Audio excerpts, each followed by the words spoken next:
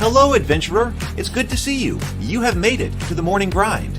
Welcome, welcome. It's the live stream at the beginning of the Geekverse, where we talk about all types of topics in geekdom, gaming, and fantasy, with an emphasis on being constructive and creating the things that we want to exist in the world. It's all on the grind, Sizemore.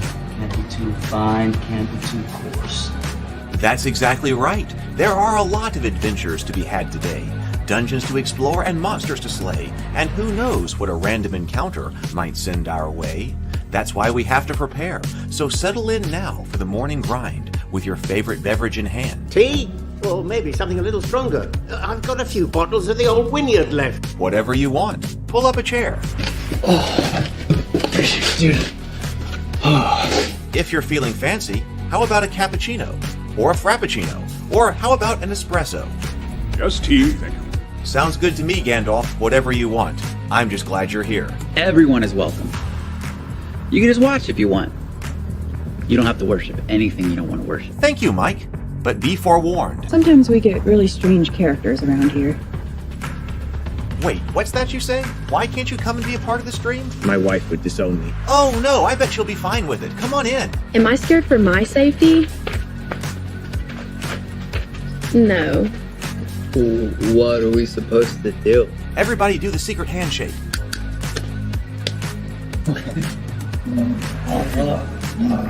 Secret cultist handshake. Oh, now do wizards who love each other. This, my friend, is a science. I still don't have gifts, but it's fine. It's all on the grind, son. Can't be too fine, can't be too coarse. Dude, this would be a sick place to bring the band. Indeed it would be, Dave. It really would. I'm seeing more people coming in. Welcome. Glad to have you here. Oh, look, here's someone new. Is this the cultist meetup? Yes it is. Come to hang out? Please accept me. I have nothing else. Okay, we accept you. Everyone's welcome here. Brought some snacks. Well, that makes things even better. You want some coffee? I don't drink coffee. You sure? It's cultist coffee. What makes it cultist coffee? I'm a cultist and I'm drinking it. Oh. Then I'll have some. What exactly is going on here? I'm seeing more people coming in. Welcome. It's so great to have you. Oh, and look, here comes another stranger. Can we help you? Yes, fellow cultists. I could really use some food. Oh yeah? Welcome. We have donuts. Oh, it's me. I'm glad I'm here. I'm sure you have a few questions for me, though. What's your name? Who do you work for? What god do you worship? Great questions, Rob. I'm Steve King, and I worship Nyarlathotep. No, not really. I'm just Heath, and I won't be worshiping anything this morning. But I will be your host. Welcome to the office. We're going to have a great time. I've got my coffee ready, because now it's time for the morning grind. If you could become a fish, that would be amazing. Then I could command you with my mental fish powers.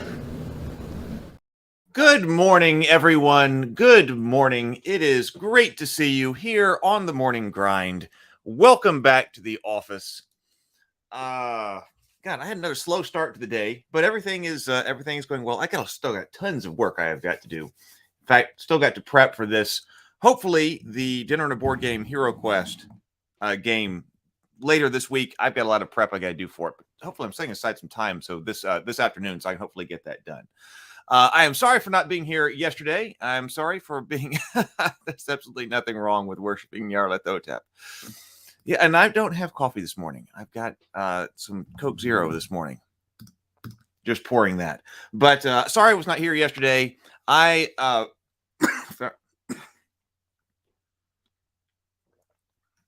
Excuse me. I found out Friday evening, I got a call from a friend that unfortunately another friend of mine from high school had killed himself. And so Friday evening, I drove up to Birmingham. You know, I live about an hour outside of the city. So I drove up to Birmingham to hang out with another friend of mine who had called. And so we were hanging out, and I actually hadn't seen him in a long time. And we had a pretty good time hanging out and talking and things like that. But yeah, it hit me kind of unusually hard. So I was glad to have somebody else to hang out with. But I stayed up in Birmingham way longer than I probably should have. And then by the time I drove back here, it was like 4 o'clock in the morning, and I didn't fall asleep right away anyway. So when it was time for the morning grind yesterday, I woke up and I was trying to come in here, so I was like, "Oh my god, this is not working." So I went back to bed. So yesterday was kind of a blown day for me. So yes, thank you all for kind words in the comments. So I suppose that I'll be going to a funeral here in the next few days or something like that. So oh well, so that's what was going on. So that's why I wasn't here yesterday morning.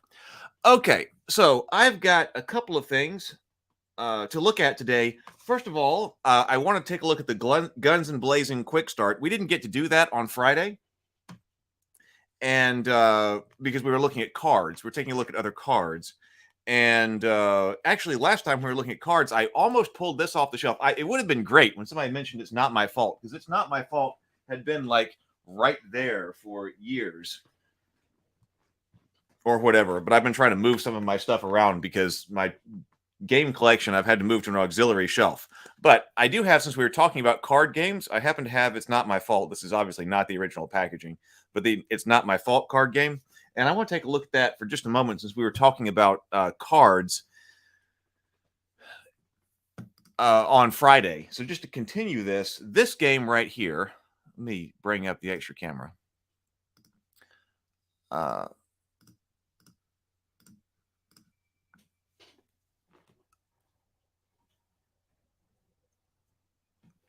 Okay, so let me bring up the auxiliary camera. It's Not My Fault. This is made by Evil Hat, and it is an extremely lightweight RPG that's based off of like the based off of Fate. Actually, it's based off of the Fate not Fate Core. Now, why can't I remember? The Fate, here's this one right here. Fate Accelerated. So this is based off kind of the Fate Accelerated rules. And so it uses the different approaches, because we've looked at Fate Accelerated here on the grind before, but it uses approaches and things like this. And this is already pretty lightweight. But they had this idea to come up with this card game, which has actually been pretty inspirational on me as far as RPG creation goes. Strangely, I mean, it's not something that's, I don't think, terribly well known, and it's pretty easy. But it's kind of like an RPG in card format. Now, you do have to have the dice to play. You do have to have Fate dice to play. But a friend of mine, Lou Anders, like I said, he is a big fan of Fate anyway, and uses Fate in order to has used Fate in order to teach creative writing. Lou's actually a proponent of writers playing Fate because he thinks that it does such a great job at, I've used this phrase, simulating storytelling, and some people said, exactly what does that mean? But as far as a narrative story structure game, he was like, man, there's so much similarity between what you're trying to do when you're trying to narratively tell a story and what then the way Fate is structured and set up. And he's really good at running it. So there was I first became aware of this game right here because Lou was teaching a creative writing course at like a summer camp for some kids. I guess they were like, I guess they were just preteen. It was like a preteen course or something like that. Ages 9 to 12 or something like that. There was someplace in there. And as part of the like admission fee or whatever for that, he made sure that everybody got their own Fate Accelerated rule book, some Fate dice as part of the learning package that they were in. And he invited me to give a little talk about game design when he was teaching that. And I did. And I didn't completely understand. If I had known exactly what the audience was, like if I had been there to see it, then I think I could have done better. But I think I did okay.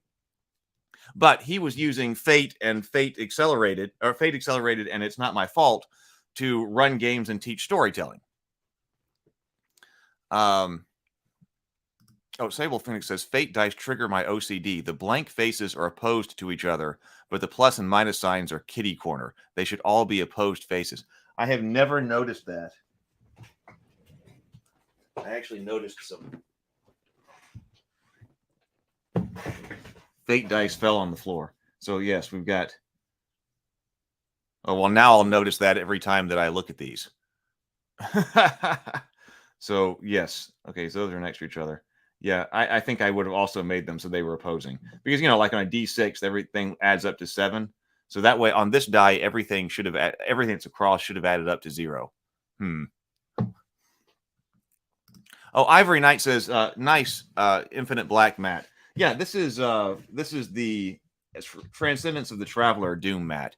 Arguably, it's a bit busy to have this as the background for the auxiliary camera, but I just really like this this piece.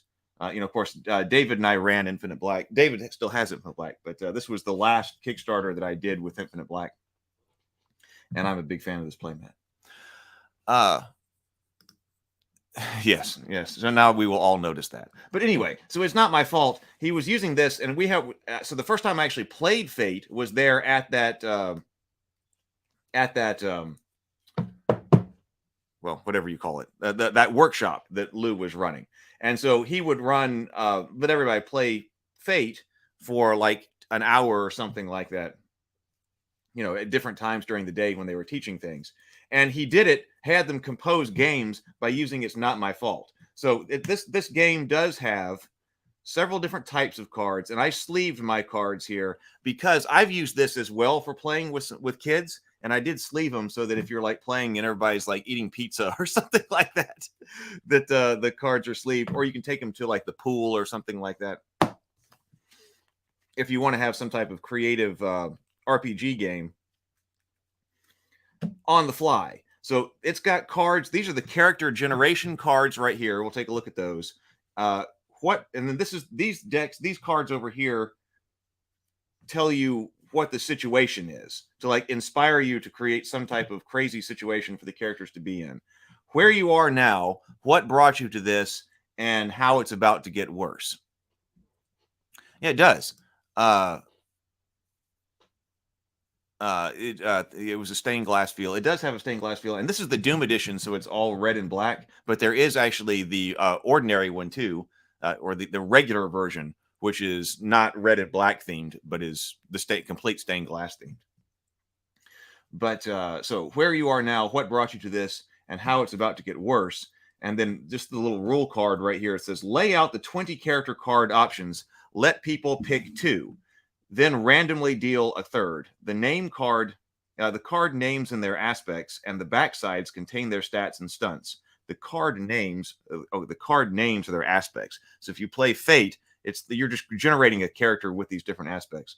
So the card names are their aspects, and the backsides contain their stats and stunts.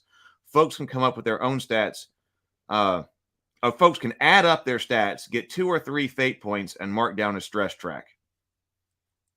Shuffle and deal 1 card from each of the 3 situation decks. This is the predicament that they're all in. Ask whoever got the last character card, why is this the fault of the person on your right? The answer must begin with, it's not my fault, and then implicate somebody else. Continue around the table in this fashion until the loop has reconnected to its first answerer, and then you begin the game. Oh, we got a problem with eating. Yeah, generally I don't.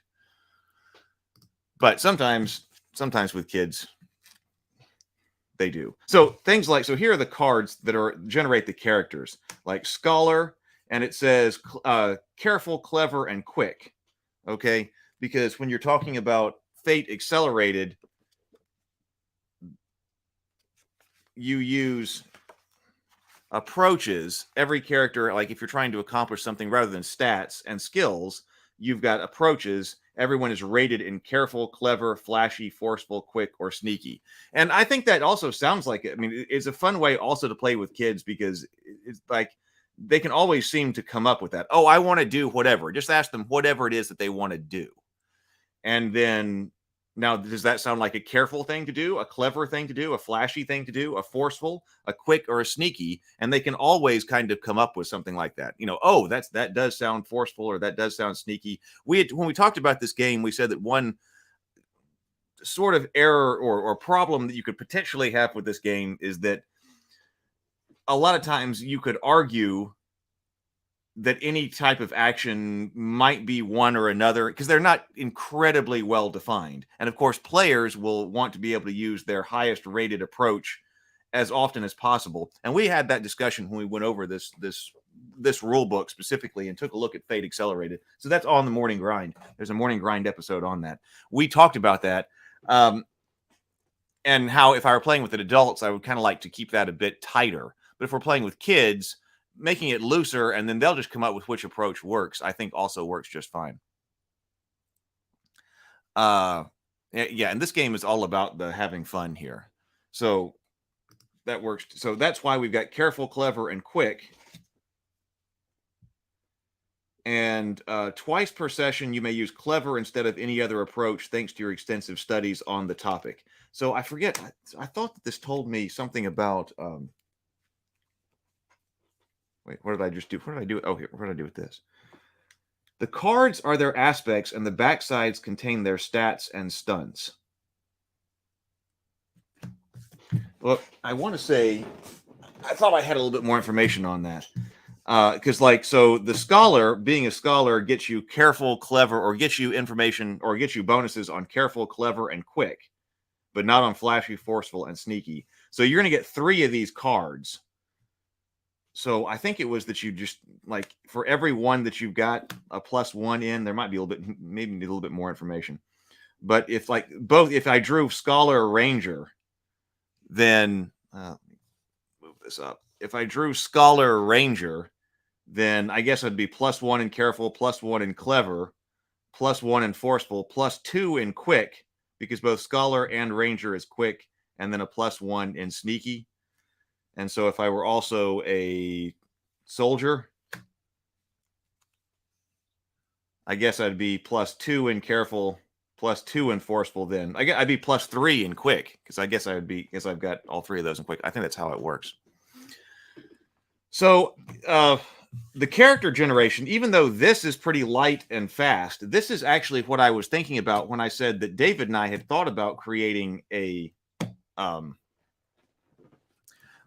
deck of cards that could be used to generate not only characters but also the game itself. And so we were inspired by this. I played this with his kids once, and we had a great time.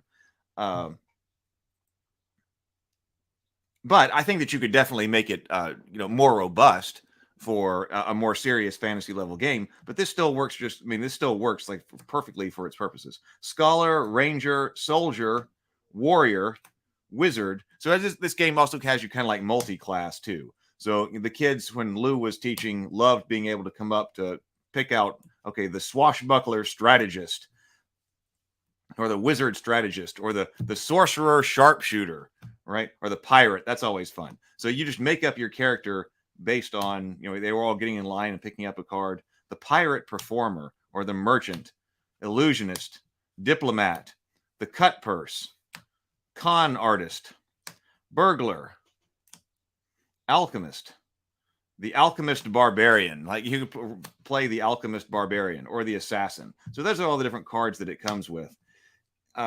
But see, what I think I would want to do is, when we were talking about Fated Edge, we're talking about creating a character by something like a adjective, your profession, where you're from, and something like that. We had those different qualities that were lined up.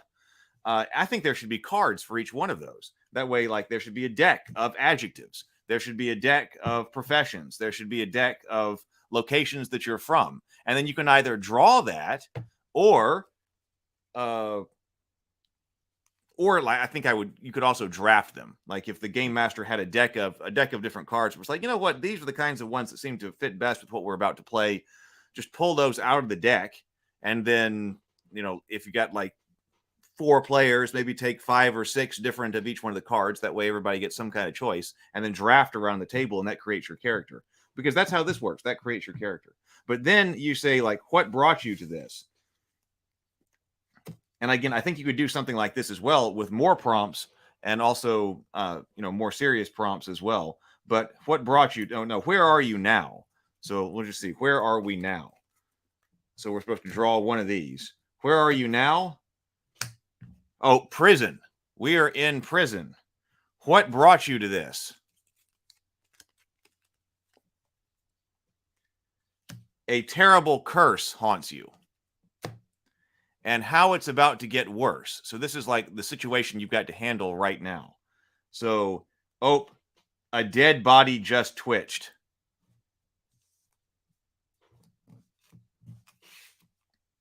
So I think, it could definitely start telling a story with this. So if everybody's got their characters that they just created because of that, and I say, all right, everybody, you are in prison because a terrible curse is haunting you. And then in the corner, a dead body just twitched. Sounds like we're about to deal with some undead here in this prison. So that's how that works. And then everybody can, in order to kind of generate their character and talk, why is it the fault of the person to your right? The answer must begin with, it's not my fault. That kind of also gets the creative juices flowing, and then you start play.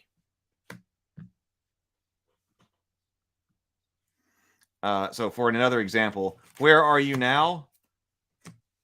Before the Duke. What brought you to this? Angry spouses are entirely unreasonable. Okay. All right. So, that sounds like we're starting a story right there. Before the Duke, because angry spouses are entirely unreasonable. And how it's about to get worse is the poison is already in your system. Well, now that's already a story right there, too. So you could definitely get started with something like that. And like I said, I mean, nothing says you couldn't play some type of longer game. But, this kind of thing is ideal for some type of like hour game or something like that.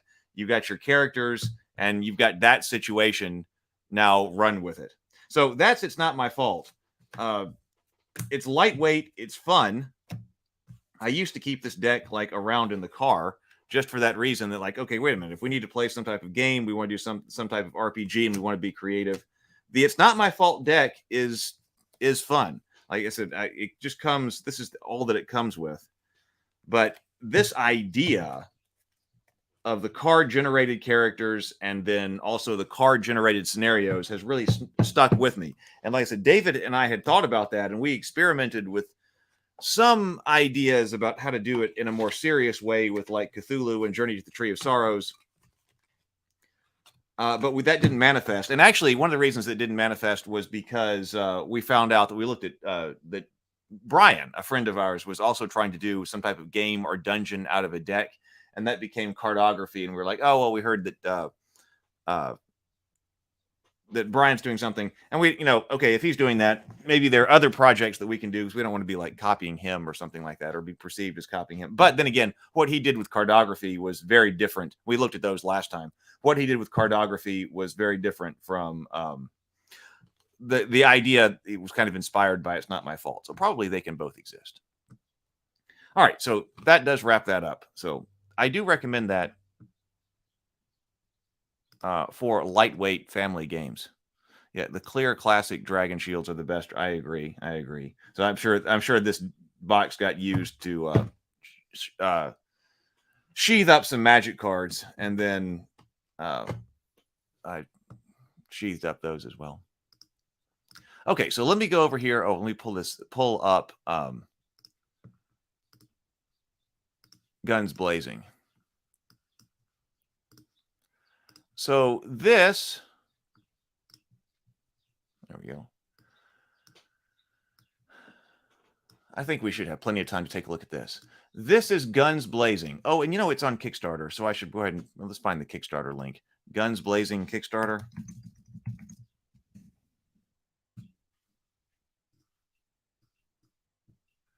Oh, it's got 4 days left. He's raised $14,000 of his $10,000, so it's going to happen. So this is the Guns Blazing Kickstarter. And actually, last Thursday, I did a table talk with the creator, Bashir Gauss. And I realized that I didn't actually put out the notification. I posted about the show on the Ravenkeep Discord, but I noticed that I didn't actually include the notification in it. So maybe some people didn't know it was happening. So I'm sorry about that, because I know you can't rely on YouTube. So that's one reason why when I'm going live with people and things like that, I don't post like a, out to at everyone that I'm going live on the morning grind, because that's 9:30 almost every day. But I try to post when I'm going live with somebody, and I realized that I didn't actually have the tag. So All right. Guns Blazing. So this is Guns Blazing. It is from this Kickstarter by Bashir Gauss. And I interviewed him, like I said, on Thursday, and it was a fantastic discussion. So if this interests you, he's doing his own setting and he's doing his own rule set. So we talked about both of those. I wasn't familiar with the term diesel punk.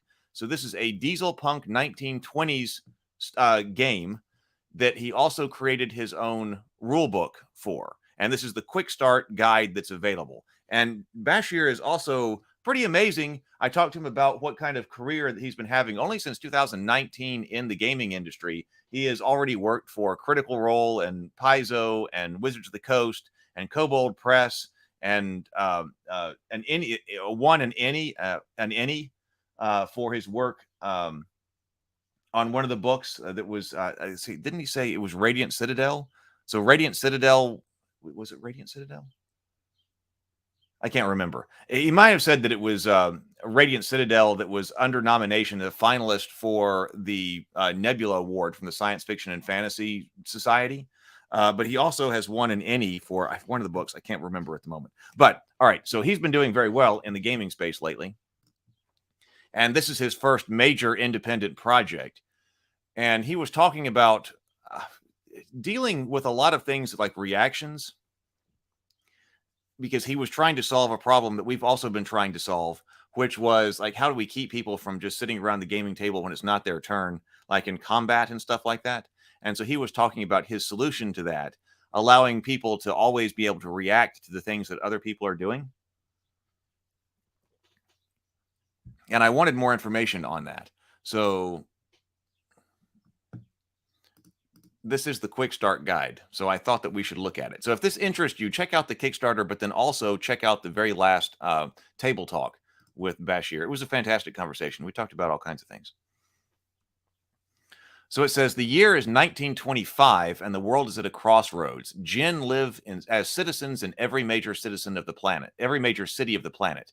The iron grip of colonial Europe has begun to falter. Its leaders make desperate, brutal plays to extend their power.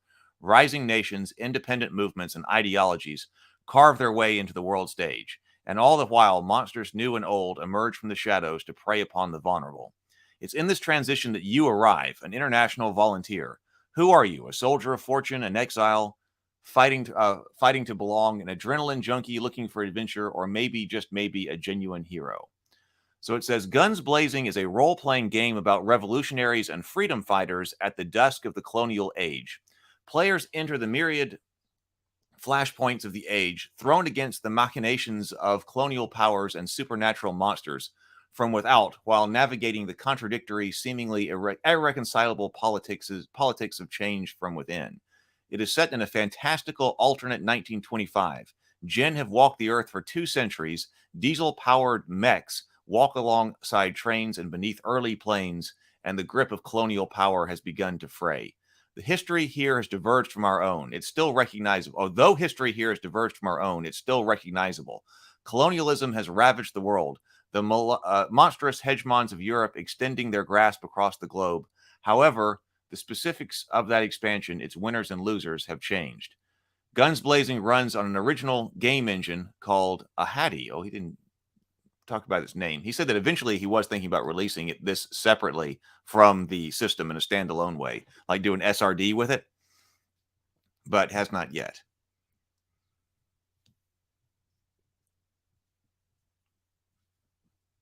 Did I miss something here? Wasn't it Exandria Reborn? I don't know what that is either. Characters engage in brutal tactical gunfights against monstrous foes, where goals are clear, the enemy is obvious, and you can measure success in spent bullets and dead bodies. Then they return to the home front, where their allies hate each other. You don't know who to trust. The success is a formless dream of a better future. So this is also a dice pool game. So it says you will need a number of 6 and 10-sided dice to play Guns Blazing. They are used to perform checks, the basic action in the game. For general play, you'll need 6 of each type of dice. When you try to do something where both failure and success can have dramatic consequences, make a check. To make a check, you roll a pool of dice determined by your stats, skills, and the check you are making. Your core stats adds D6s to your pool. These are called stat dice. Your skills and aspects will add d10s to the pools. These are called skill dice. Bonus. Well, that's interesting. I don't. We think we got to that. So I don't know if have we seen a game yet where we've got the dice pools, but stats and skills add different types of dice to your dice pools. I guess technically, yes. It's not done exactly that way, but the only game that I can think of that's like that is Cortex, which we need to look at Cortex again. But I did an extensive look before I was doing things live. I did non-live videos, the standard videos at looking at the Dragon Prince role-playing game. So it does. Oh, he mentioned fungus during the interview. I didn't remember that. I was wondering if it has something to do with this. So you didn't miss anything. Bashir mentioned fungus during the interview. It's sentient, and the colonial powers make deals with it for power. I assume that's what's being depicted on the cover. Well, how did I not remember that?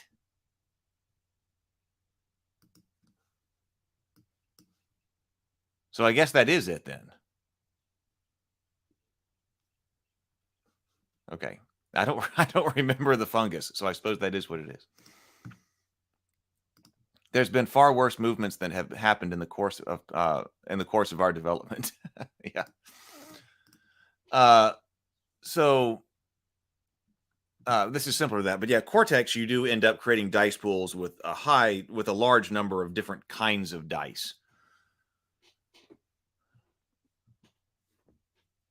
The skills and aspects will add d10s to your pool. These are called skill dice. Bonuses and penalties will add or remove stat dice from your pool. You can never roll more than 6 of each type of die on a roll for a total of 12. If a bonus would take you over 6 of one type of die or below 0, it adds or removes from the other type. Okay, that's important. It adds or removes from the other type. Every die whose result is 4 or higher generates successes. So we're looking for 4s. Every die who shows a maximum possible result, 6 on a d6, 8 on a d10.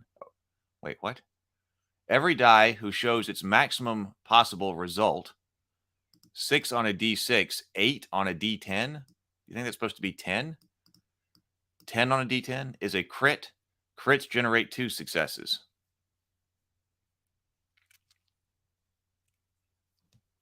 Well, or maybe, I don't know. I'm not sure which one's correct there, because it could be the maximum possible result could be rolling 8 through 10.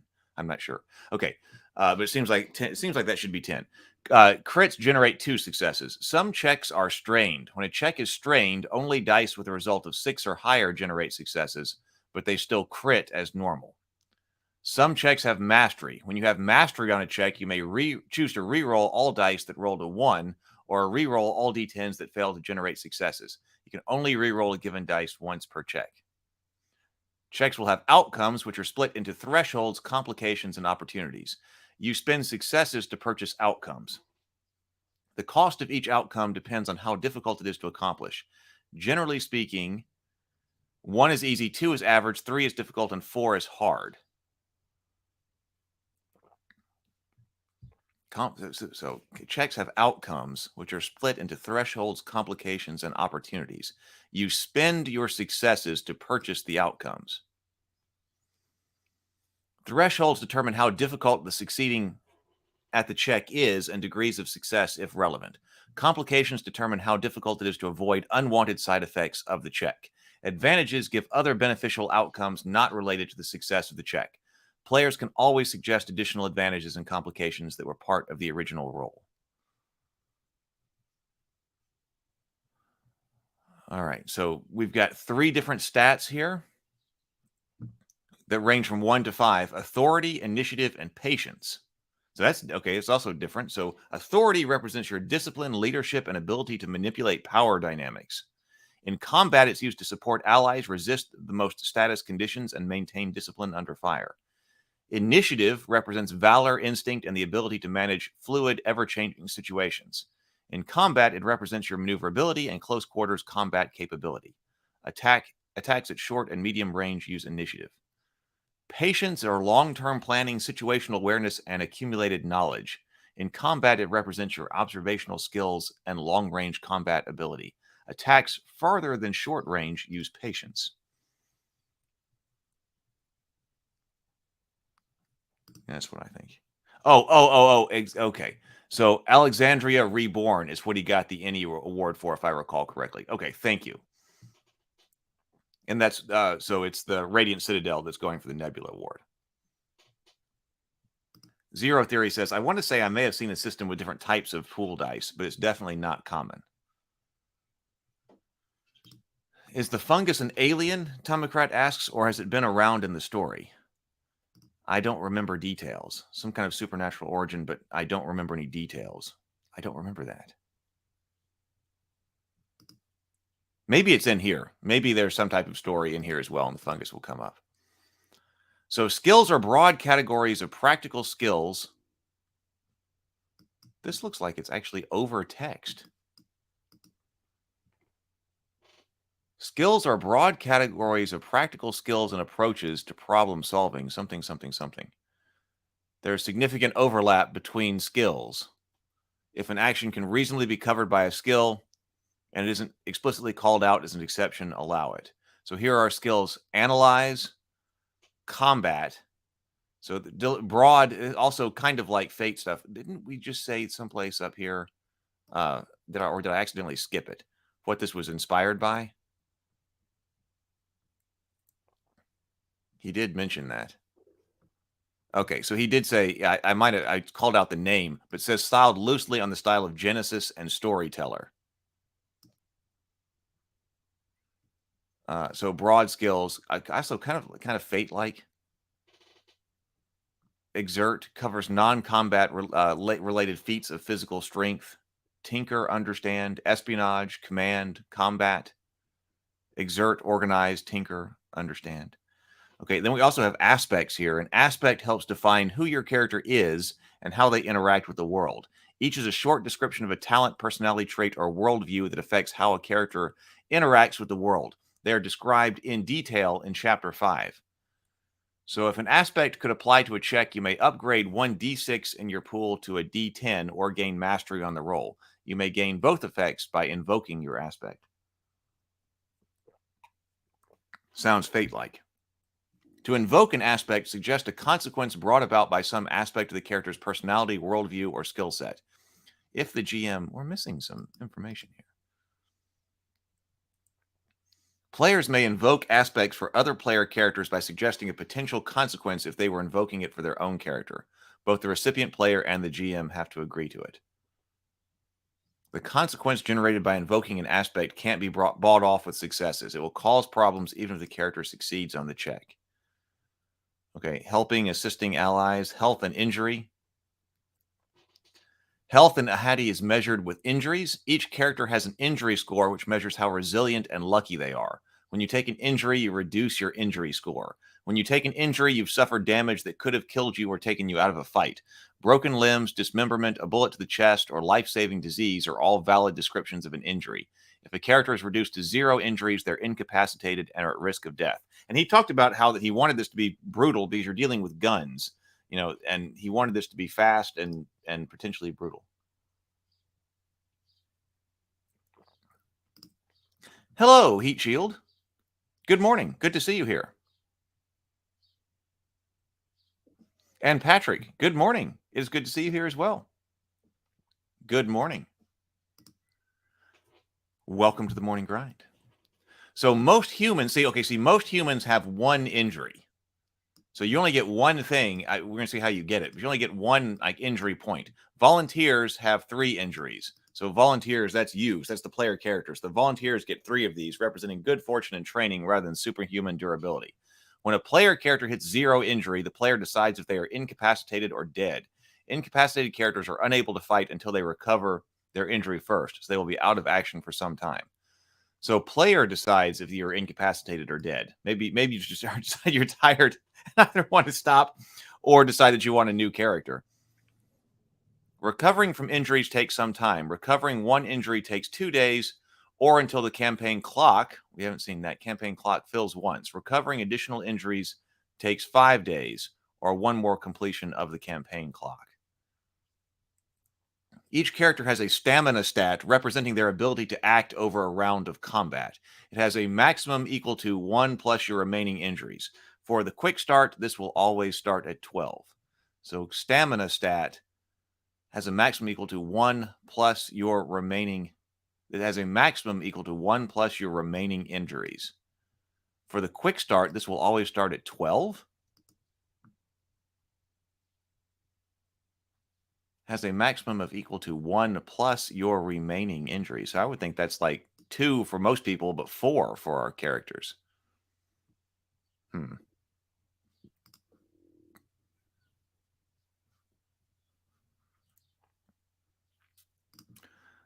James says, I like that the player decides, but I don't think that I like that at all times for all times for all games. Kind of sucks the tension out of the game, but I've gotten on board with playing certain types of characters. Well, you are definitely here in the right place, Heat Shield. That's what we're doing every morning here. The Nose Play says, sounds like remaining injuries is like hit points. Yeah, to me, it kind of does too. You just don't have a whole lot of them. The combat phase. So the combat phase occurs when you have an extended fight. A single combat is likely to stretch across multiple rooms or discrete groups of enemies and stops when one side disengages or runs out of combatants to throw into the fray. Clearing a building or facility that would be multiple encounters in another game should generally be one encounter and guns blazing. Leave combat when there's going to be an extended chunk of peace. Conversely, many duels or encounters that end in a single flurry of gunfire can probably be handled as a narrative check. Characters are extremely deadly in the combat phase and have a baseline of competency even in their worst approaches to the battlefield. However, when characters fail in combat, the consequences are extreme and potentially fatal. So, a Hattie uses an alternating activation system. One volunteer or allied NPC takes their turn. One enemy takes their turn. Characters can take multiple turns in a round.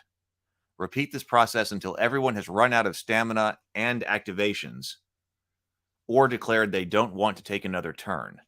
Characters in a squad take their turn as if they were a single unit. When activating, only one character in a squad can take the attack action. Each other member of the squad provides a +1 bonus or +1 burst to the attack. When you take an action on your turn, you are activating or the active character, and when you take an action on your turn, you are activating or the active character, and it is your turn. When you take an action when it isn't your turn, when you take a character when it is not your turn, when you take an action on your turn, you are activating. Wait, okay. But it does say when you take an action when it isn't your turn, you are reacting or a reactive character, and it is not your turn, and all your dice pools are strained. Okay, that sounds.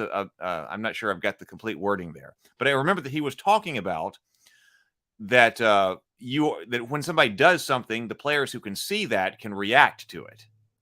So did he say up here? Characters may take multiple turns on a round. No, no, it says multiple turns. It doesn't say multiple actions. But if you can see somebody, then you can be a reactive character, I'm guessing. When that character does something, you can react to it in some way. So to act in guns blazing, you spend stamina. During your turn, you declare an action, mark the spent stamina, and then resolve that action. Stamina resets to full at the end of each round of combat. As such, spending too much stamina can leave you defenseless for the rest of the round. So we're trying to manage stamina, which is allowing us to take our actions and then probably also react, I'm guessing. So I guess I was wondering about that when he was talking about this last Thursday. I was like, okay, so everybody, you act, and then everybody who can see it can react.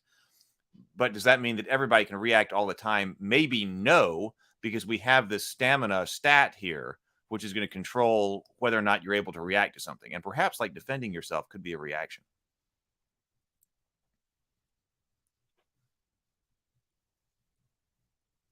Oh yeah, let me okay, we got some new people here. Let me post the link to the Ravenkeep Discord in the chat as well. So if you would like to join us, because we do have new people here, which is fantastic.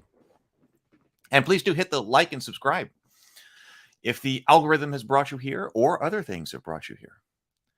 So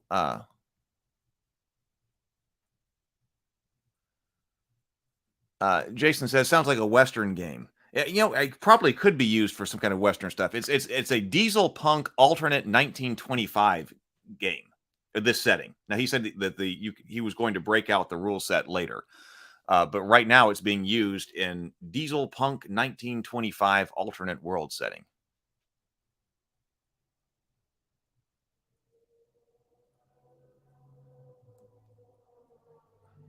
Among the Damned says, I stay clear of soft men and hard women in D&D all tabletop RPGs. Am I in the right place? I guess I'll have to let you let you be the judge of that. I guess we will see. Okay, so full action. Full actions are the most common action you take in combat. You may only take full actions during your turn, which I suppose means not as a reaction, and they cost 3 stamina. Well, not 3 stamina. That sounds like maybe you do need more stamina than just like 4 then. Maybe. We will see. When you perform a full action, you perform 2 When you perform a full action, you perform 2 actions. The first must be move, search, or interact. The second may be any action with the F tag. Okay, I don't think we've gotten that. After you declare your action, anyone with a valid reaction. After you declare your action, everyone with a valid reaction declares their reaction.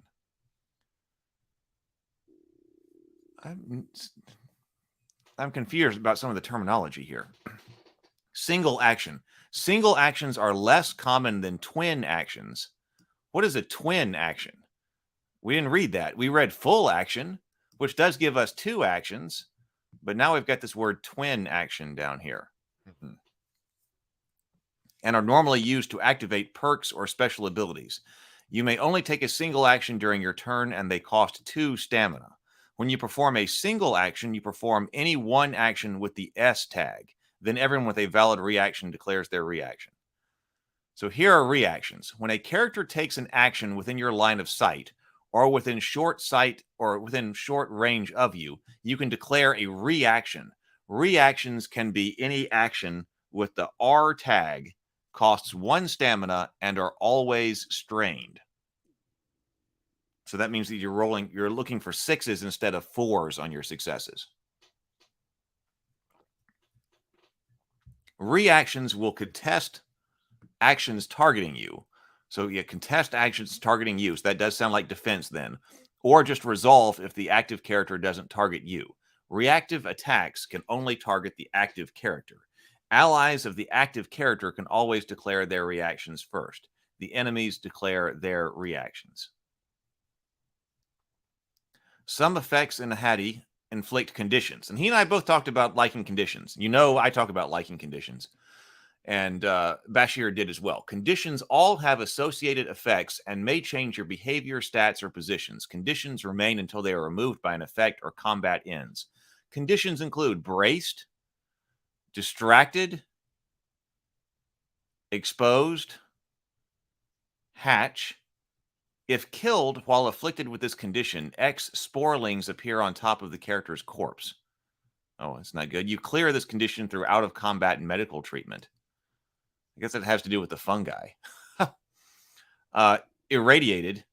Reduce all pools by X. At the end of your active turn, gain shaken 1 and decrease irradiated by 1. Shaken. Reduce your defenses by X. You clear this condition when you are injured. That's interesting. You clear the shaken condition when you are injured.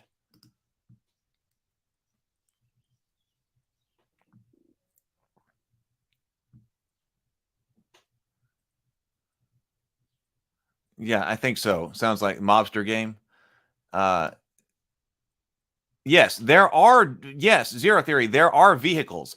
And I don't know what we'll see here in this quick start, but we actually talked quite a bit about vehicles on the Table Talk last Thursday. So definitely see that, because actually that's a big thing, because he's got, now where do I find this? He actually has a vehicle design competition going right now. He was talking a lot about weird vehicles that don't really work very well and are kind of crazy like. So we talked about different kinds of planes and tanks and things like that. And there's somebody who's running, what did he call it? the like bizarre vehicle design competition specifically for this game. So yes, there is that. Gangs of New York like game, Jason says, could be. Yeah, James says before he breaks all this down, he should list the action type up front, less confusing. Yeah, we might be able to order it a bit better. Jason says, I've been thinking about removing guns from my D&D, games. This sounds like something for those who like gunslingers and artificers. Yeah, but if I get to choose... that's a good point, James. So it says, if killed while afflicted with this condition, but we already said that, well, the characters, the hatch condition seems completely ineffective. Yeah, that's an interesting point. Well, it does kind of feel like, I think there is some type of mad, or I didn't get the apocalyptic vision, but especially when he was talking about vehicles that are put together and how they operate, I did kind of get Mad Max kind of things going for that as well. So armor and cover. If a target has significant obstruction between them and a ranged attack, they gain cover. When a target has covered, they upgrade their armor by 1. If the target has cover due to fortifications, they upgrade their armor by 2. If a target has cover due to heavy fortifications, they gain armor 3. Range bands. So we're doing ranges here. We're not doing, we're doing like sort of like zones here. All right, so melee range, short range, medium range, long range, extreme range. Environmental modifiers. Well, here are actions. Okay. So when you do things in combat, you take an action. If someone you've targeted with an action reacts to you, the result check is opposed. Whoever has uncanceled successes gets to spend them. Actions use the following template. So actions have a name, a stat, IAPRN, initiative, patience, authority, range, or none. Okay, so that's what that is, the stat. Timing, reactive, full, or single. Circumstance, when this is an action, a valid action. Mechanics, this is what does the action do? Okay, so here is, so attack, stat, range, timing, R, F, or S. Circumstances, you have line of fire to at least one valid target within the weapon's range. Mechanics, choose a number of valid targets equal to your weapon's burst and roll once against all of them. If you have different pools against different targets, roll the smallest pool first. Is this how you spend your successes, maybe? Deal 1 shaken, repeatable, deal 1 injury, defense plus armor, repeatable, purchase combat advantages, defend. So defend A, timing R, that's reaction, circumstance whenever targeted. Mechanics, move, maneuver, rally. There's at least one ally within short range. Target one ally with short range. Make the following purchases. Yes, it says make the following purchases. So I guess this is how you're spending your success. Search, catch all category to discover hidden foes. Interact, catch all for performing non-combat skill checks in combat. Suppress. When an ally makes an attack, choose one. A hostile who is not targeted by the action cannot retaliate. Give the ally who triggered this action a +1 bonus to their attack. Weapons.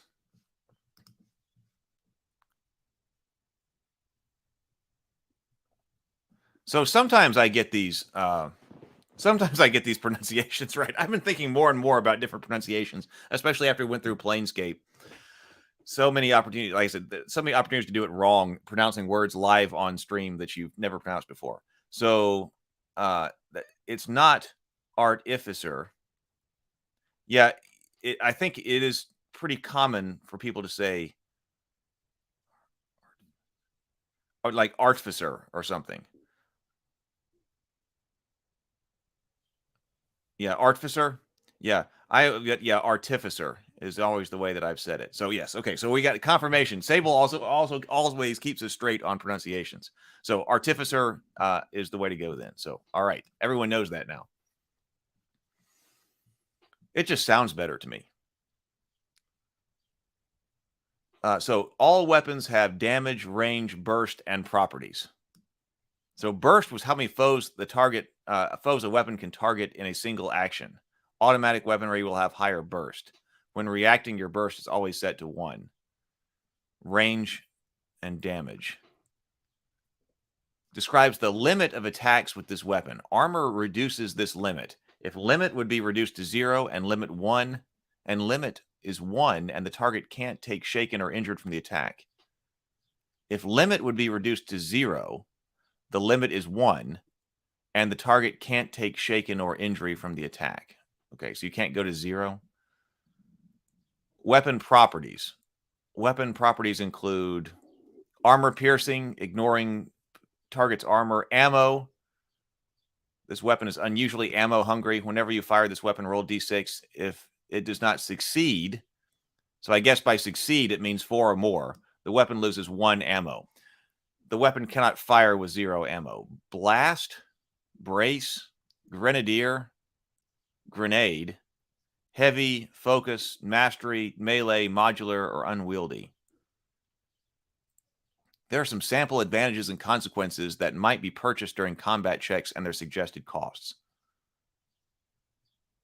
Here's some, so these are sample advantages and consequences that might be purchased during combat checks and their suggested costs. Cost of 1, inflict distracted. Force an enemy to move 1 in a direction of your choice. Tick a reinforcement clock. 3, disarm a target. Collapse a thin wall. Your gun breaks. Okay, here are clocks.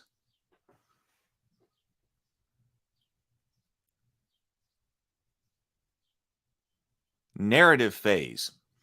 Some tick actions are provided by perks. I think I do need some additional information and structure. You know, I think that Mork Borg, now, which I'm probably not saying that right as well, but I think that's generally the way we've been saying that in English. Although I think Professor Dungeon Master had some other type of pronunciation for it that he was told is correct. But anyway, the Mork Borg game, that game, it seems like, is one of the ones that pioneered, speaking of pioneering things, pioneering the particular structure of the rule book that just kind of gives you stuff, just kind of assumes that you understand stuff and are gonna just go through this rule book and kind of pick things out and just run with things. Vast Grim uses the same type of structure in its rule book. This book doesn't seem like it's trying to do that as far as its structure goes. It seems like it's trying, but it has some of those elements, and I'm not sure whether or not it's because it was trying to be more structured, but there's some things that we're not quite getting, or if it was trying to go for more of the Mork Borg. I'm just going to kind of throw it all at you kind of structure here.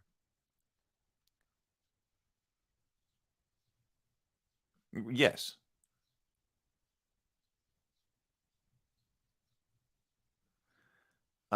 Just with an R at the end. Yes. An artificer. Heat shells. I like sample advantages. I keep the toothpicks. Sable Phoenix says, yeah, Professor Dungeon Master says he's got Swedish friends who told him it's pronounced. Okay, so this was the pronunciation Merc. I heard him talking about this on Vast Grim because I was really excited to see him do a video on Vast Grim since Brian's a friend of mine. So I was really glad to see Brian's. We also covered Vast Grim here on the Morning Grind. I was very glad to see that Vast Grim was getting some additional coverage as well. So, yeah, he pronounced it differently. And I heard somebody else. But so he said something like Merc Bori.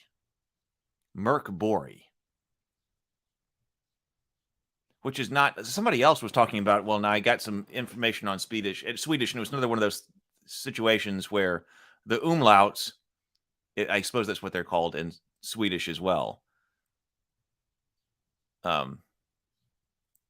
Giving Borg some kind of different, so it's not Borg as in like the Borg from Star Trek, even though that's how we typically pronounce it. But that would be some type of other O, which I don't know. But yeah, Merc Bori. Yeah. Okay. So maybe that's what it's supposed to be. At any rate, my point was that I'm not sure what type of style of rulebook this one is exactly going for. It seems to be like it wants to be more traditional, but I think we might need some different organization because I feel like I'm missing some information frequently. So some tick actions are provided by perks. Like what is a tick action? See, also we are missing like travel is a what? Um, hmm. Okay, we saw something about clocks. Clocks are a mechanic pioneered by Apocalypse World and Blades in the Dark. Each is a circle divided into segments that track progress toward a significant change in the fiction. Actions and checks can tick segments of a clock, filling them in movement and moving the clock toward completion. They can also clear segments, pushing the action further from completion. When a clock fills, the associated change in the fiction happens. Clocks can be used to track ongoing effort against an obstacle, the inevitable arrival of consequences, slowly approaching trouble, competing agendas, or the like. Particularly complex issues might feature multiple related or chained clocks. I don't think we've ever looked at either of those on the morning grind. I've looked at Apocalypse World. I remember it, but it has been a long time. Vaguely. I remember it vaguely, but it has been a long time. However, a clock should represent a change in the status quo, not the completion of a task. Otherwise, you could end up with people having succeeded on checks to complete the task, then staring at the clock and trying to figure out what to do because it still has a few segments. The clock objective should be vague enough for you to introduce or remove complications to account for its progress. Additionally, consequences for failed checks can be pushed to clocks and create new clocks, giving the GM an outlet for consequences besides direct in-fiction penalties. Another mechanical tool for ramping up and releasing tension. A clock should have at least 4 segments and should generally have less than 12. Too long and it stops being pressing, too short and it could have been resolved with a single check. He did talk about the campaign clock.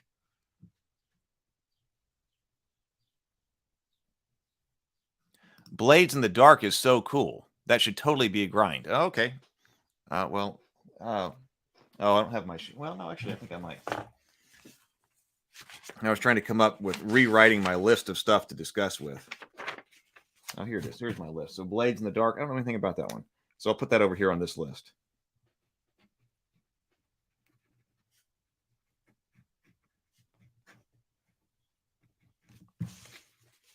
Oh, we did finish the He-Man game, so I can scratch that one off.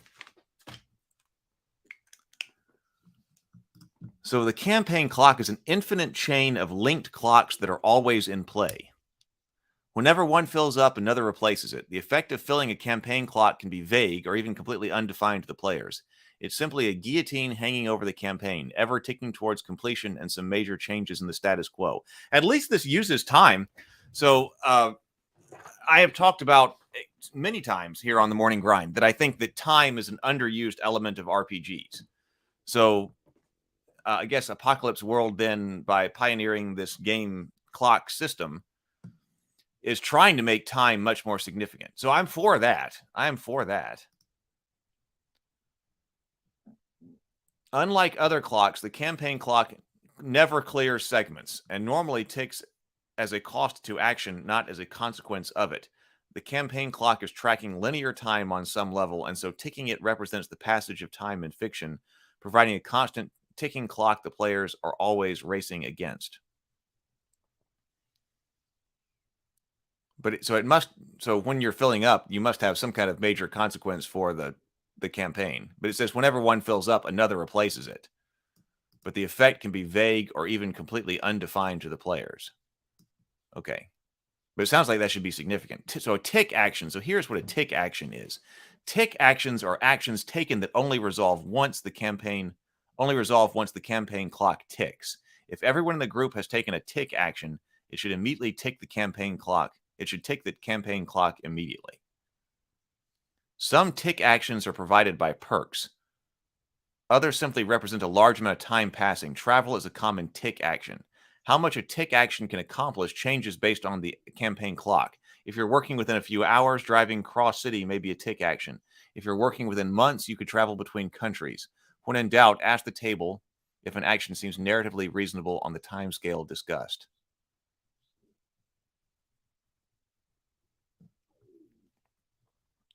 This says bonds. As your character undertakes adventures to uncover plots, they're going to start forming relationships with NPCs. A bond can be positive or negative. It just indicates that your character has opinions on this person and is going to characterize their future interactions with them.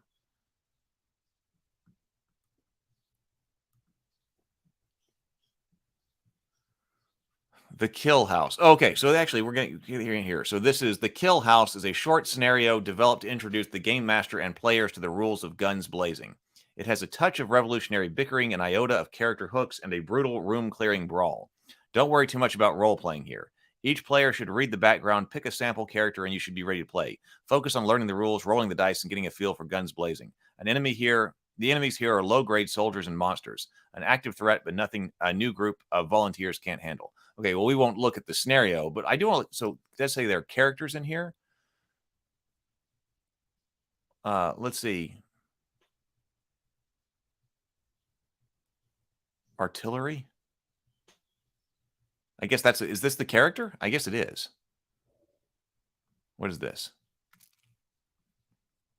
Hunter. Okay, so I guess that this is like the heavy, I guess the heavy artillery guy here. So we should have, we generally like to look at the character sheets first, and I forgot this time. So let's look at what a character sheet is. We do have Hunter. We've got the Vanguard.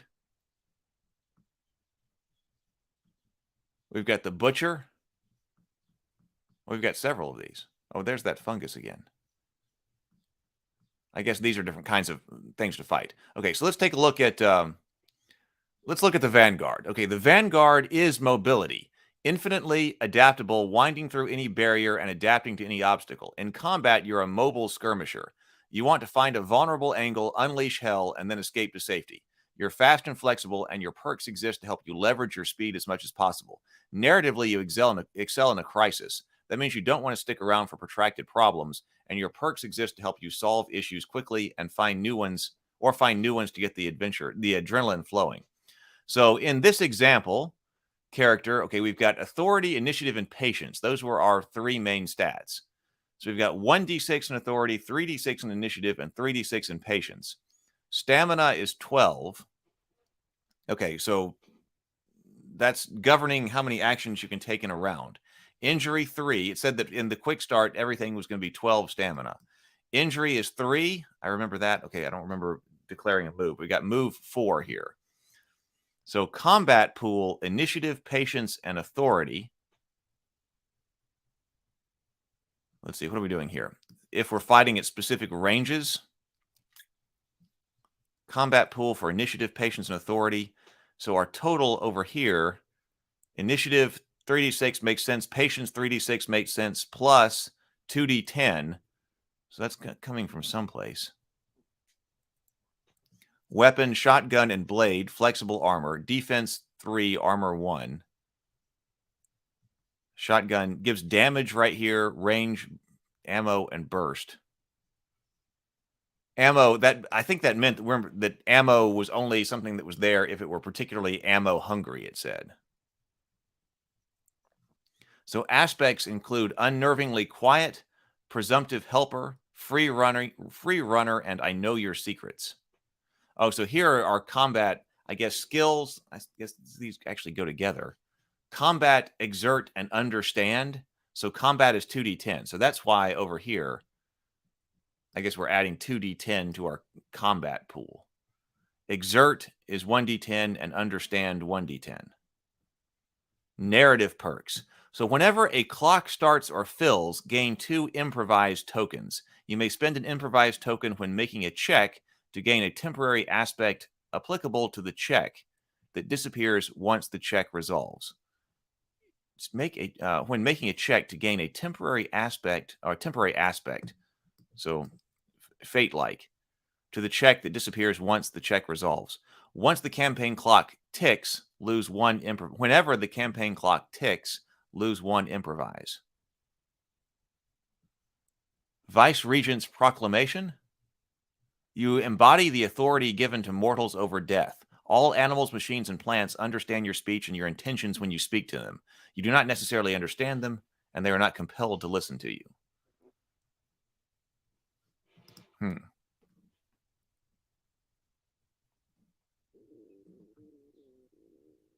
Oh, it looks like fun stuff's going on over here in the comments. Hang on.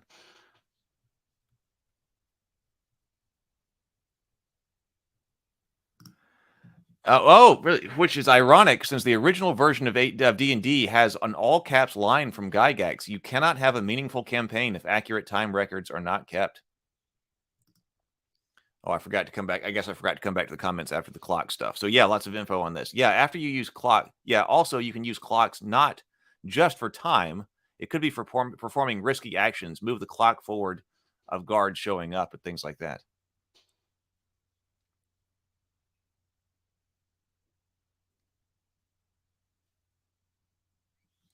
So yeah, the time passing also outside of outside of the game, or outside of your immediate vicinity, right?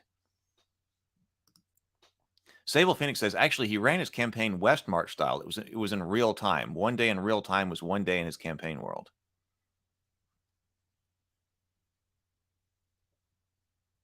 Nothing got paused if the PCs weren't there, Sable Phoenix says. And if a player was gone for a month and they came back to a month of game time had passed, keep in mind he ran from multiple groups concurrently.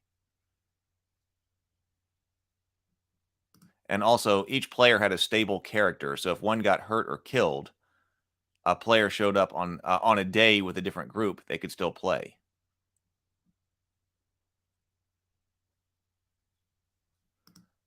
James says that part's totally okay, but tracking it hourly tedious. A West March, I wasn't familiar with this term either. A West March campaign is a very different style than the largely narrative-focused games that have come into style in a modern RPG game. Where did that come from? Where did the term West March game come from? So he's got some combat perks into the breach. When you injure an enemy within 6 inches, regain 3 cohesion. What is cohesion? And clear a condition. Momentum. When you move more than 6 during a round, you gain momentum. 6. See, I think it's interesting. This 6 up here has a unit with it. This right here does not. When you move more than 6 around, you gain momentum. When you have momentum, you gain +1 armor. You may lose momentum by standing still during an action as a hostile 2 cost advantage. Hypermobile, when you have momentum, you have mastery on maneuver checks and may climb and jump as part of your normal movement without penalty. Speed kills. While you have momentum, attacks against you have -2 dice penalty. I'm not sure I understood all that. Hunter, artillery, and it's on Kickstarter now. All right. What else do we need to say? So please do check out. So check out I'll put his Kickstarter link. Let me get his Kickstarter link one more time. So Bashir is on Kickstarter right now. And also, I do highly recommend, if you're looking for something else to watch this morning or right after we get done here, let me just post the link to that as well, because I really think that the conversation that I had with him was really good. Let's go over here to Bashir Gauss and Table Talk. I'll put that in the comments as well so that you can go right to it. Whoop. Table Talk with the game creator.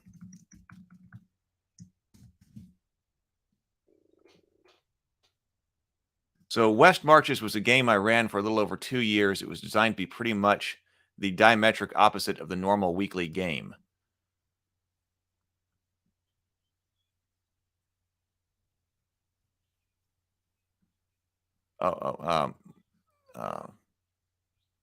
There was no regular party. There was no regular time. So there was no regular time. Every session was scheduled by the players on the fly. There was no regular party. Each game had different players drawn from a pool of around 10 to 14 people. There was no regular plot. The players decided where to go and what to do. It was a sandbox game in the sense that that's now used to describe video games like Grand Theft Auto minus the missions. There was no mysterious old man sending them on quests, no overarching plot, just an overarching environment. I'm quoting someone who's running that style of campaign. That's interesting. Except 3. 3 is fine. Plot is what the characters are doing, period. Otherwise, that's a railroad, James says. Yeah, you know, it seems like that style of game could be one that people would want to use like at a game store quite a bit. Like, this is when the game is. Show up. Whoever is here is part of the party and whoever is playing. Tomocrat says, I recall that Westmarsh was from a popular online forum that was very sandbox style. Sable Finch says, this lunacy is the way Gygax created D&D. Well, you know, the obligation to be there, like if you're saying, hey, we're going to play, who's, you know, this time be here every day, or, you know, at this time, some people can't commit to that.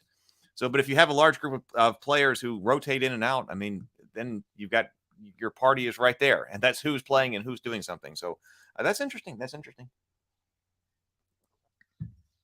All right. Well, I'm going to try to get back to being productive. I did not get to be productive yesterday because of the incident Friday night.